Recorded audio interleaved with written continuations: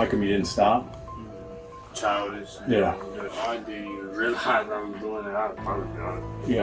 But it was on some, I don't know, I probably was thinking too fast. I had no gun or nothing though. And then you have federal charges, which is like prison, like OG, triple OG prison time stuff. On December 29th, 2025, a USPS mail carrier was robbed at gunpoint in Colorado. The suspect fled in a stolen gray SUV, triggering a pursuit, a foot chase, and a canine takedown. The 19-year-old suspect now faces 5 criminal charges and a federal hold under 18 United States Code Section 2114.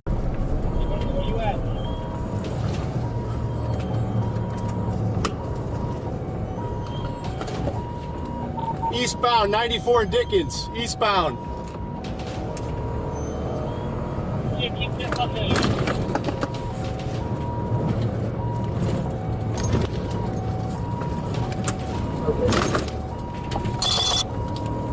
What version approved the pursuit?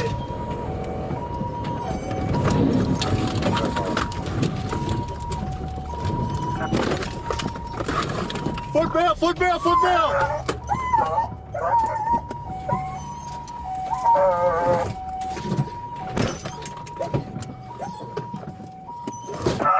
Trash! Dog release! Dog caught him!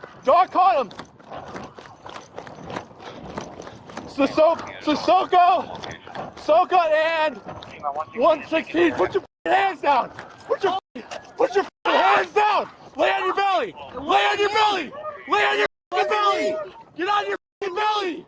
It wasn't me. Get on your belly! He biting me. Get the over! I can't. Over! He biting me. Roll over now! He biting me. Roll over! I can't. Roll over now! I'm Good job, buddy. Good trying. mom. Hold this arm. I can't turn over. Ah! Let go of the dog! Let go of the fucking dog! Take your fucking hands off! Keep your hands off me. Stop fighting. Hey, somebody secure the vehicle. It's gonna be just near. Yep, we're good. I got the driver. Yeah, stand by. You got it. All right. You're an idiot. You're a fucking idiot. I'm glad you got fucking apprehended. Robbing motherfuckers. Wait, no, I ain't robbing nobody. Did you get him? Did you throw a gun at him? I didn't see him throw a gun. He was running like this, so we can go back and track. We did a loop. We did a loop at the firehouse. He ran. I grappled him here. I turned, chased him in my car around to the firehouse. He looped around, so there's bushes right on the corner here. I got out and ran after him after I sent the dog. I target locked him, ran the dog, spun my car around and got on foot and then tackled him. When he jumped out by these bushes. I paralleled him with my car to dog bite him and send him out the side door. He ran here, double backed, did a U-turn in on foot to the firehouse, then ran this way. So I just checked those immediate bushes to the left of the firehouse. I was out looking for this car, then I got word that it was used in a robbery. Yep. They were tracking the pings. He seen me come into McDonald's, 2 cars left. I grappled it in front of the firehouse on this street. Made impact, the grapple did ineffective. He bailed from it. I paralleled him with my car, put him on the dog side. He ran in a circle through the firehouse front.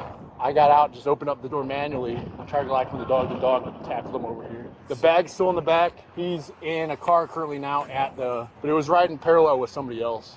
The first legal question is whether the canine deployment satisfied the reasonableness standard under Graham versus Connor. Graham requires courts to weigh 3 factors: the severity of the crime, the immediacy of the threat, and whether the suspect is actively resisting or fleeing. All 3 factors support deployment here. The underlying offense was armed robbery of a federal employee. The suspect was in active flight in a stolen vehicle. The officer also observed a deliberate waistband reach during the foot exit from the vehicle on an armed robbery call. That is a textbook pre-attack indicator. Critically, the officer did not deploy the canine immediately. He attempted a vehicle grapple first, failed, repositioned the patrol car, then released the dog from the side door.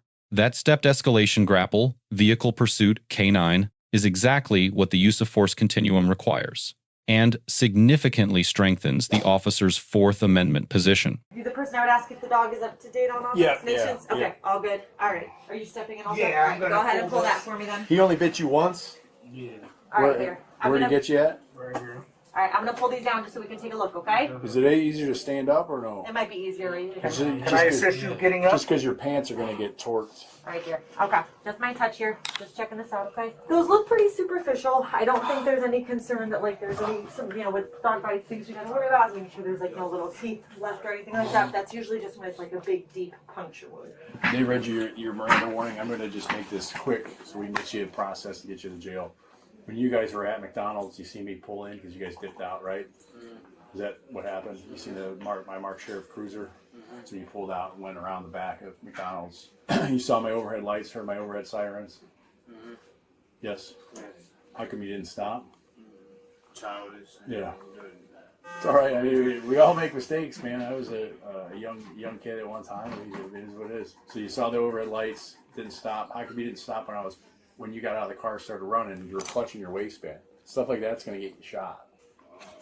And you don't have pants that are sagging, so my concern was, why were you, when you got out of the car, grabbing your waistband? And you looked at me when you did it. I didn't even realize I was doing it. I apologize. Yeah. But it was on some, I don't know, I probably was thinking too fast. I had no gun or nothing, though. The second legal issue is Miranda sequencing. Miranda versus Arizona requires that a suspect in custody will be fully advised of their rights before interrogation begins, not during, not after. The officer here stated, "Your Miranda warning. I'm going to make this quick so we can get you to jail." Then immediately asked about the McDonald's sighting and the waistband grab. That sequencing is constitutionally problematic. An abbreviated advisement followed by instant questioning creates a viable suppression argument under the Fifth Amendment. Any inculpatory statements made during that window could be challenged at trial as obtained in violation of Miranda. Defense counsel will almost certainly file a motion to suppress. Yeah, I mean, looking from my standpoint, a call came down for robbery of a postal man in that car, you know what I mean? So when you got out on foot and I followed you in the car, you did a button hook in the firehouse. You said multiple opportunities to say, you know what, I don't want to do this no more. I wanted to, but when the door got out, that's yeah, but you made that button hook and then took off. You were already down 116 when I got the dog out. So when did you see me get the dog out? Like when I was turning around, like yeah. Did you try to get in any of those vehicles that were? Oh no. Because when I got to you were on top of the side level. I tried to hop on top of the car from the dog. And what he grabbed you before you can get up there, or he got up on the car with you? No, he grabbed me before I can even touch the car. I tried to hop on it like I was. So as you were about to get up there, like your leg was up there about to get up there, and like this, and he grabbed me. Yeah. Snatched me right down. And then you went straight down the ground, or you tried to get back on the car again? No, I tried to get back up. You were on the ground the whole time when he got me down. Yeah, that's what they're supposed to do, right? No hard feelings. He's pretty sharp when it comes to that stuff. But as far as you weren't trying to get in the car, you were just trying to get on top of it. No, sir. So right now you're going to get booked.